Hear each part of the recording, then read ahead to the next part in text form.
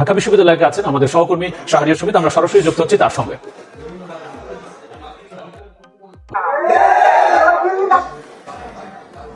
ঢাকা বিশ্ববিদ্যালয়ের ঠিক রাজু ভাস্কর্যের সামনে আপনি দেখতে পাচ্ছেন এখানে ঢাকা বিশ্ববিদ্যালয়ের যারা সাধারণ শিক্ষার্থী তারা এখানে জমায়েত হয়েছেন এবং তাদের কণ্ঠে কণ্ঠে একটি বাক্যই উচ্চারিত হচ্ছে ওসমান হাদি মারা যাওয়ার সংবাদ শোনার পর, আমরা সবাই হাদি হব। তারা এইরকম স্লোগানে কিন্তু মুখরিত করেছে ঢাকা বিশ্ববিদ্যালয়ের রাজু ভাস্কর্য। আজ 18ই ডিসেম্বর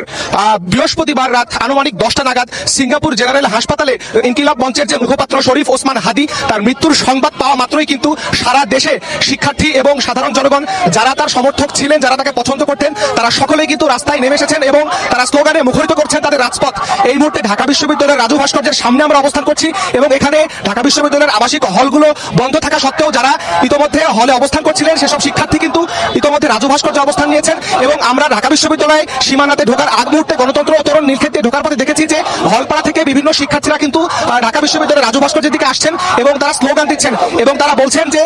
আধিপত্যবাদের বিরুদ্ধে এবং দুর্নীতির বিরুদ্ধে রুখে দাঁড়ানো একটি সোচ্চার কণ্ঠস্বর ইনকিলাব মঞ্চের মুখপাত্র শরীফ ওসমান হাদিকে নির্মমভাবে যে দুর্বৃত্তরা গুলি করেছে এবং হত্যা করেছে এর প্রতিবাদ তারা জানাচ্ছেন এবং তারা বলছেন যে এক হাদি মরে গেলেও লক্ষ হাদি তার জন্ম নিবে এবং লক্ষ হাদি রাস্তায় নেমে আসবে, এমনটি কিন্তু বলছিলেন। আর আমি আপনাকে আরেকটু জানিয়ে রাখতে চাই, গত 12ই ডিসেম্বর শুক্রবার জুম্মার নামাজ শেষে নির্বাচনী প্রচারণার কাজ শেষ করে ইনকিলাব মঞ্চের যে মুখপাত্র শরীফ ওসমান হাদি তিনি রাজধানীর বক্স কালভার্ট রোড দিয়ে যাচ্ছিলেন অটোরিকশা জুড়ে। ঠিক সেই সময় কিন্তু দুইজন দুর্বৃত্ত মোটরসাইকেল যোগে এসে হাদিকে পেছন থেকে গুলি করে এবং পরবর্তীতে তার মাথার ডান দিক দিয়ে গুলি ঢুকে বাম দিক দিয়ে কিন্তু বের হয়ে যায়। পরবর্তীতে সেখানকার স্থানীয় তার যারা সমর্থক ছিলেন এবং সাধারণ জনগণ যারা ছিলেন তার এই মুমূর্ষু অবস্থা দেখে তাকে তৎক্ষণাৎ ঢাকা মেডিকেল কলেজ হাসপাতালে কিন্তু নেওয়ার ব্যবস্থা করেন। পরবর্তীতে সেখানে তাকে উন্নত চিকিৎসা দেওয়া হয় এবং তাৎক্ষণিকভাবে সেখানকার যারা নিউরো সার্জন ছিলেন তাদের একটি মেডিকেল বোর্ডের মাধ্যমে তাকে তার মস্তিষ্কে একটি অস্ত্রোপচার করা হয়। পরবর্তীতে ডাক্তারদের পরামর্শ এবং তাদের পারিবারিক সিদ্ধান্তের জেরে আরো একটু উন্নত চিকিৎসার জন্য কিন্তু ওসমান হাদিকে নেওয়া হয় রাজধানীর বসুন্ধরা আবাসিক এলাকায় অবস্থিত যে এভার কেয়ার হাসপাতাল, সেই হাসপাতালে কিন্তু হাদিকে নেওয়া হয়। পরবর্তীতে কিন্তু সেখানে চিকিৎসা চলমান থাকার পরে সেখানে মেডিকেল বোর্ডের তত্ত্বাবধানের পর এবং তার পারিবারিক যে সিদ্ধান্ত, সব সিদ্ধান্ত মিলে কিন্তু পরবর্তীতে বাংলাদেশ অন্তর্বর্তী সরকারের সর্বাত্মক চেষ্টার ফলে গত 15 তারিখ অর্থাৎ সোমবার দুপুর নাগাদ সময়ে সিঙ্গাপুরে তাকে নেওয়া হয় এবং পরবর্তীতে এয়ার অ্যাম্বুলেন্সের মাধ্যমে তাকে সিঙ্গাপুর নেওয়ার পর কিন্তু তাকে সিঙ্গাপুর জেনারেল হাসপাতালে কিন্তু তাকে ভর্তি করা হয় প্রাথমিকভাবে। পরবর্তীতে কিন্তু সেখানে তাকে নিবিড় পর্যবেক্ষণে রাখা হয় এবং তাকে চিকিৎসা চলমান রাখা হয় এবং বাংলাদেশে থাকা অবস্থায় তার যে নিউরো সার্জন অথবা চিকিৎসক যারা ছিলেন তারা কিন্তু সার্বক্ষণিকভাবেই মিডিয়ার সামনে হাদির যে সর্বশেষ অবস্থা সেটি সম্পর্কে কিন্তু বলেছেন এবং শরীফ ওসমান হাদির সাথে যারা সফর সঙ্গী হয়েছিলেন এয়ার অ্যাম্বুলেন্সে তার বড় ভাই সহ বাংলাদেশে নিযুক্ত যে নার্স এবং ডাক্তাররা তারাও কিন্তু সার্বক্ষণিকভাবেই আমাদের খোঁজখবর জানিয়েছেন এবং বাংলাদেশে থাকা উৎসুক জনতা যারা হাদির যারা সমর্থক ছিলেন এবং যারা আস্থাভাজন ছিলেন এবং হাদিকে যারা পছন্দ করতেন তাদের সবাইকে কিন্তু তারা আপডেট জানিয়েছেন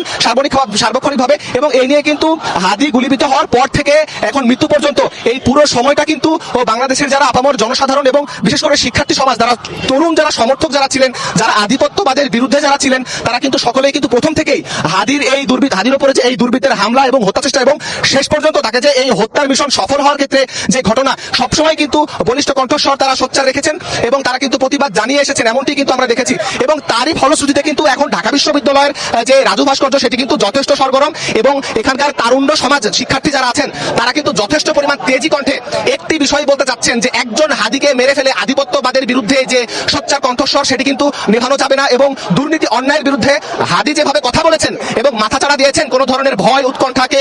সব ধরনের ভয় এবং উৎকণ্ঠাকে পাশ কাটিয়ে সেটি কোনোভাবে নির্মূল করা যাবে না এমন স্লোগানেই কিন্তু তারা মুখরিত করেছেন এই ইতিহাসের সাক্ষী এই রাজু ভাস্কর্যকে। আমরা দেখতে পাচ্ছি যে এখানে একে একে কিন্তু ঢাকা বিশ্ববিদ্যালয়ের যে আবাসিক হলগুলোর শিক্ষার্থী যারা আছেন তারা কিন্তু একে একে রাজু ভাস্কর্যে আসছেন এবং তারই প্রেক্ষিতে কিন্তু আমরা কিছুক্ষণ আগে দেখেছি যে এনসিপির যারা সমর্থক যারা আছেন, শিক্ষার্থী যারা আছেন ঢাকা বিশ্ববিদ্যালয়স্থ, তারাও কিন্তু আস্তে আস্তে রাজু ভাস্কর্যের দিকে আছেন এবং আমরা আস্তে আস্তে খেয়াল করেছি যে রাজধানীর সব থেকে মূল যে চত্বর শাহবাগ চত্বর, যেখানে সকল আন্দোলন সংগ্রামের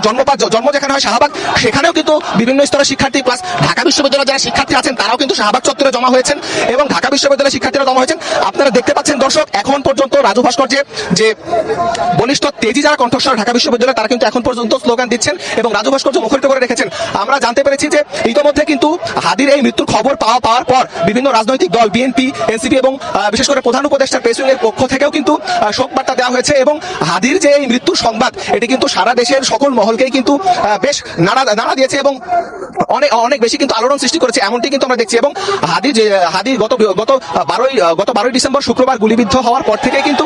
সারা দেশব্যাপী কিন্তু হাদিকে নিয়ে যথেষ্ট পরিমাণ তোলপাড় চলছে এবং সবাই কিন্তু হাদির পক্ষে মত দিচ্ছেন এবং হাদির বিপক্ষে কিন্তু মতামত দেওয়ার সংখ্যা কিন্তু খুবই কম, এমনটি কিন্তু আমরা দেখছি। আমরা এখানে দেখছি যে ঢাকা বিশ্ববিদ্যালয়ের শিক্ষার্থীদের পক্ষ থেকে দর্শক আপনারা দেখতে পাচ্ছেন রাজু ভাস্কর্যের সামনে তারা স্লোগান দিচ্ছেন এবং হাদির পক্ষে তারা স্লোগান দিচ্ছেন এবং তারা বলছেন যে কোনো মূল্যে হাদির যে এই মৃত্যুর ঘটনা, এই মৃত্যুর ঘটনার সাথে যারা জড়িত অথবা যে মহল জড়িত তাদের দ্রুত শাস্তির আওতায় নিয়ে আসা। আমরা কিন্তু ইতোমধ্যে জেনেছি যে সোশ্যাল মিডিয়া অথবা আমরা এতক্ষণ ছিলাম ঢাকা বিশ্ববিদ্যালয়ে, যেখানে হাদি হত্যার খবরে রাজধানী জুড়ে যে বিক্ষোভ মিছিল, সে খবরের